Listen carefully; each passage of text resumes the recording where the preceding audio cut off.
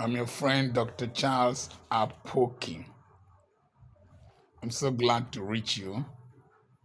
I came to another city to do a program on behalf of Salimo Wits Foundation.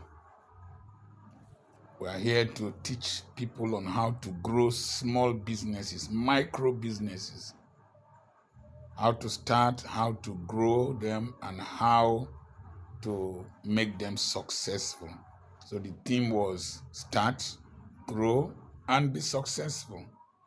And this was the lecture I shared with them at the Christ Apostolic Church along Okere Road near the Warri Prisons, Okei-Bukun Parish.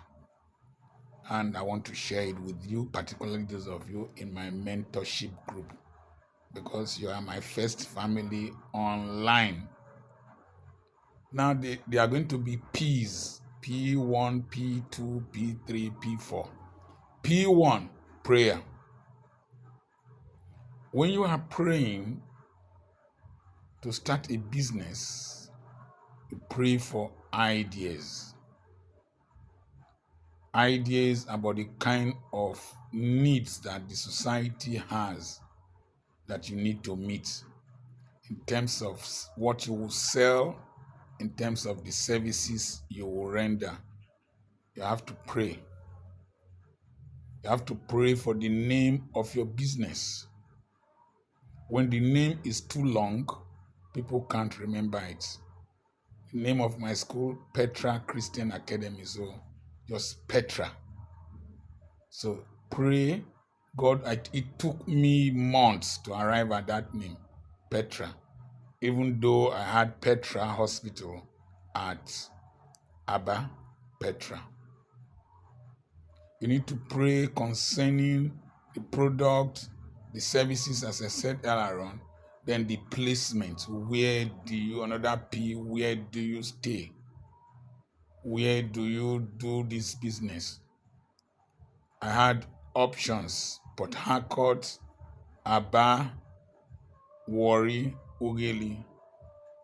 When you pray, that thing that gives you peace of mind and joy is called ideal intuition. And so I chose Ughelli. And I remember vividly the Lord told me I would develop this town. And because of you, I will develop this town. It might sound arrogant, but that's what I heard. And he told me, buy land now. Buy land because land is going to become very expensive. And I started buying land. I got to really when telephones were not functional. There was no internet connectivity. But today the land has, the place has developed. Land has become very expensive. And that's why I encourage those of you who are living outside Ughelli to buy from the properties we are selling. There's a property we sold for 35 million in the beginning of this year. As at yesterday, they were pricing only 50 by 100 there for 10 million. The owner refused to sell. So that property is about 80 million now. 35 million to 80 million in less than 6 months. And we are selling in the periphery now that will also grow. That will also increase in price.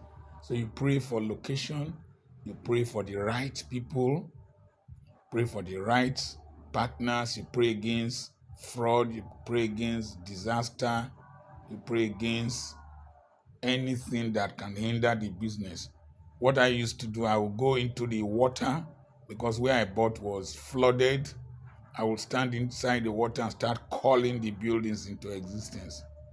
And today, those buildings are in existence. I start calling money forth. So it works. There's a philosophy called panpsychism that all of God's creation, they hear, they are sensitive.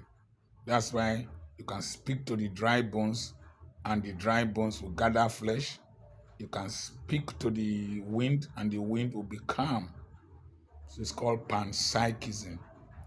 Then after that, when you get your product, your packaging matters.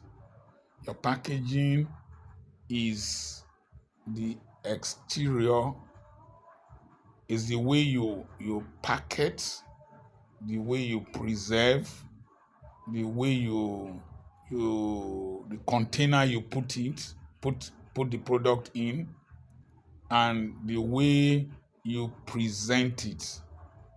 While your branding is the discussions your product generates, what your customers feel, what your customers taste, what your customers realize, what your customers come to know you for, is the mark, the meaning, that the memory you leave with your customer.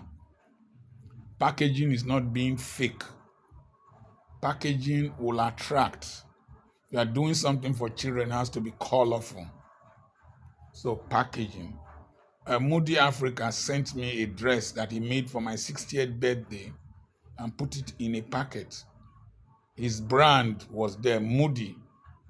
As I was carrying the bag, somebody said, that must be very expensive. And then when I opened the cloth, the container with the cloth, the aroma the fragrance was awesome. And I went to use it to teach my students at Federal University of Petroleum Resources, EFRUN, where I was lecturing entrepreneurship then. By the time they passed it around and brought it back to me, the fragrance had gone. Packaging, and then presentation. Presentation is how you deliver the thing to the person. So I told them the story of three boys that were selling. One was selling water, the other was selling bread, the other was selling yam in a conference, a synod. And as the bishops and clergymen were passing, the one who was selling water, who was an Igbo boy, went there, Nnamuku, the water of life. If you drink it, you will thirst no more. So he appealed to the psychology of the bishops. So when you are marketing, when you are doing a business, you must understand the psychology, another P, of your potential clients, of your market. And then the one selling bread, the Yoruba boy said, Daddy, Mokinyo, if you eat this bread, you will hunger no more. The priests and the bishops saw him as one of them, and they bought bread. Remaining the boy from Calabar or Akwa Ibom, he was selling yam, and the bishops had yam. Not to be left out, he went there and carried the yam and showed the bishop, I am that I am, I am that I am, I am that I am. The bishop was hearing, I am that I am, but what the boy was really saying was, I am that I am. So the presentation appealed to the psychology, the spirituality of the bishop, and he stopped and bought yams.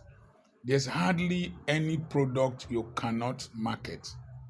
It is your presentation and your personality that matters. Most people buy you before they buy your product. So the next thing is placement. Don't go and sell shoes in a sect to a sect during the convention of a Christian sect that does not wear shoes. Maybe Olu Olumba Obu sect, for example, they don't wear shoes. Don't go and sell shoes then. You won't get customers. So don't go and sell patched jeans trousers where Anglican priests are meeting. They won't buy. It's better to go and sell clerical collars. So you must know the psychology of your potential customers so that you will know where to place your business. Don't put your store in the third floor without a lift when you are treating or attending to old people. You must locate your business where you can be easily accessible. Don't sell food near where near a gutter where people urinate or defecate. The odor will nullify the aroma. Sell your products where you can be easily accessible. Sell your products where the potential customers and clients are available and easy to reach you. And sometimes sell your product where other people selling similar products are selling. There's no hard and fast rule. Sell your product where the need arises and there is less competition, and you will find that you are doing well and that you are growing your business. The next thing is pricing. Price your product in such a way that it is not too cheap, it is not too expensive. Your product should be available but not cheap. That was what Volvo used in advertising their car when they started. They said, we're going to produce a car that is affordable, economical, but not cheap. So when your product is too cheap, they will suspect the quality. If it is too expensive and you are coming into the market, you might not have a breakthrough.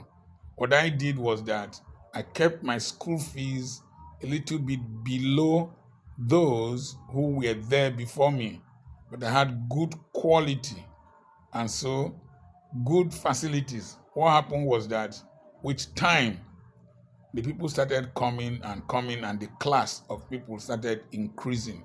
There's no person that does not like a little bit of change after payment. So you're pricing. The next thing, you must have punctuality. You must open your shops on time, open your business place on time, deliver on time, answer people on time, pay your creditors on time, pay your workers on time, manage time well, punctuality.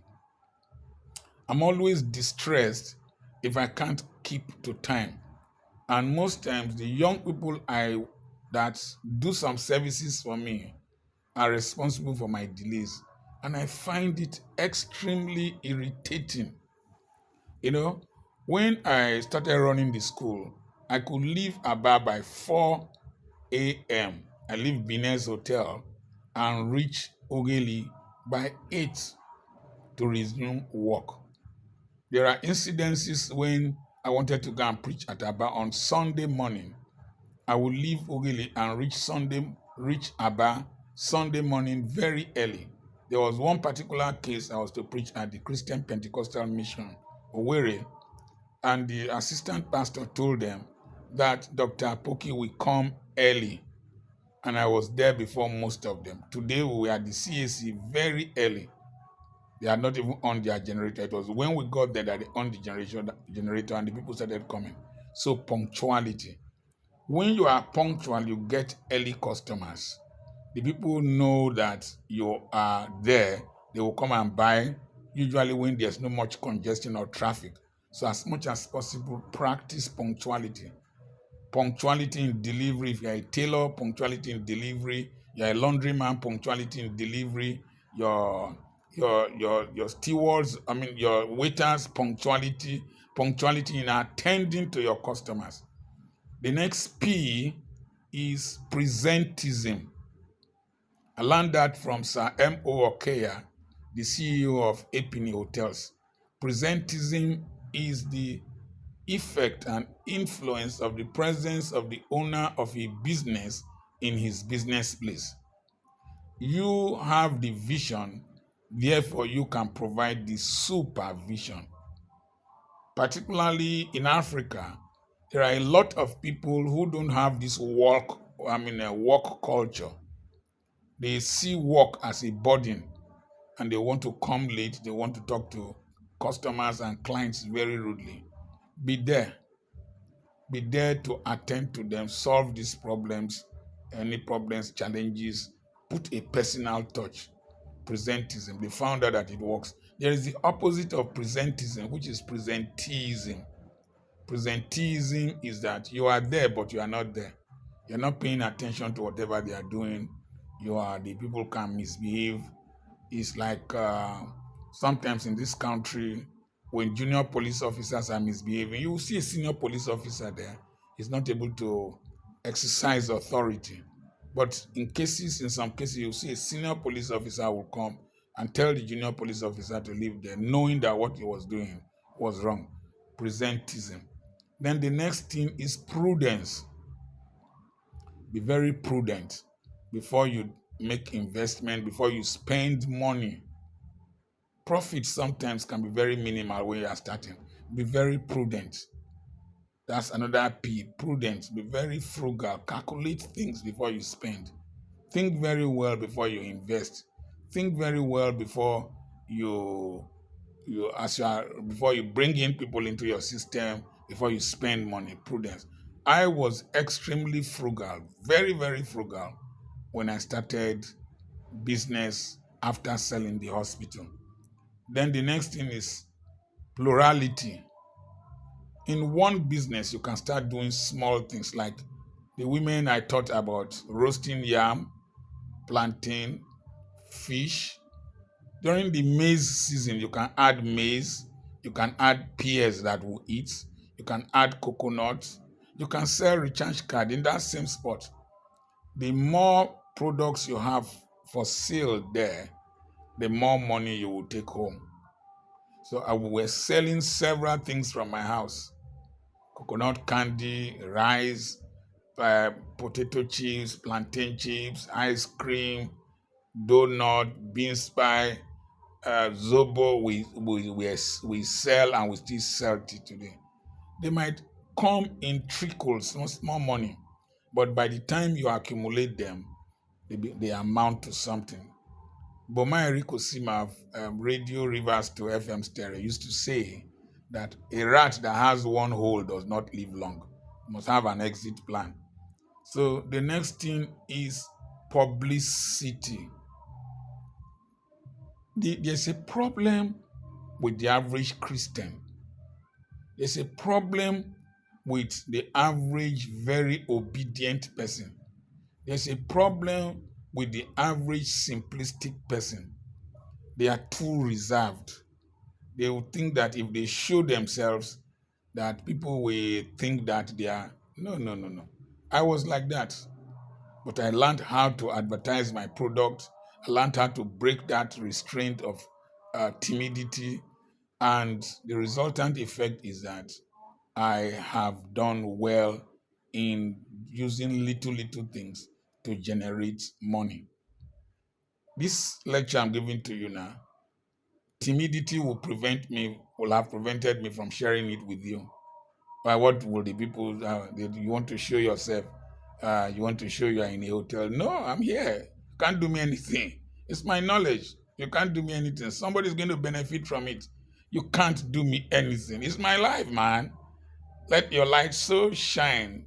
It's my life, baby. So I need to let you know. If you are not publicizing your business, you are like a man winking in the dark to a lady. Only you know what you are doing. The lady does not know what you are doing. Let people know what you are doing. Let them know where you are. Let them know how much you are selling your stuff. Talk to people. Talk to people. I advertise my products, no matter how potato, plantain, suckers, cucumber, gari, land. I advertise. This school, I advertise. Can't do me anything. It's my life. So a short mouth is a short destiny, according to some people. So publicity. But the best publicity is to satisfy one customer. When you satisfy one customer, it tells another customer, it tells another customer. Ado Eriri has a theory of the power of repetition. As you keep repeating these things that I share with you, that is, this process is the P's: prayer, packaging, the product, the presentation, the placement, pricing, punctuality, prudence, presentism, publicity, and plurality. As you are doing those things, when you introduce a new product, you let your people know. When you introduce, you let your people know. As you are doing that, and you repeat it on a regular basis, you will see that you are growing. That small thing will grow. Then you need patience. You need patience to grow any business. You need patience to grow anything. I've been on Facebook for years. I have been doing ministry for years. There's a point of maturity. There's a point of explosion. You don't force it into existence. You walk it. You grow into it. You grow like a tree. Trees don't grow when they are growing. They grow effortlessly. And sometimes trees like the sequoia tree in America, they take years to grow to such heights. And sometimes plants like the mushroom, they grow in 6 hours and after some time they just wither. So it takes patience. Patience for you to become a master. Then you need persistence of vision and perspective. Persistence of vision, this is when you take, let me start with perspective. When you take two parallel lines, there's a point of convergence. One line is what you are doing now. I am hawking. What is the other line? Where I want to be. There is a man that has a shopping mall in my town and has one big prime property at the Delta Steel Company roundabout. He sells plastics. I remember when I used to see him in trade fairs, he would be shouting, "No more boroboro, no more boroboro, no more boroboro." Young man, today he is a multi-billionaire. Started by selling plastics in trade fairs, but he grew that business. He grew, he had perspective. This is where I am. This is where I am going to. The two lines we meet. And then persistence of vision. Let's don't hold on to that vision. Be repeating the things, be pursuing them, put pressure, put perseverance. Eventually, you will see that you will succeed. Most people just want bang. Like this lecture now is too long for some of you. Too long. Many of you will not even have listened to it to the end. By the time you do, you have patience and you have perspective and you have persistence of vision. Eventually, you can grow a small business to be a big business. So let's go through again. P number one, you must pray. If you want your business, your whatever you are doing, your business, your ministry to grow, you pray. Number two, P number two, product. P number three, people you want to sell to. P number four, your packaging. P number five, your presentation. P number six, placement. P number seven, pricing. P number eight, punctuality. P number nine, presentism.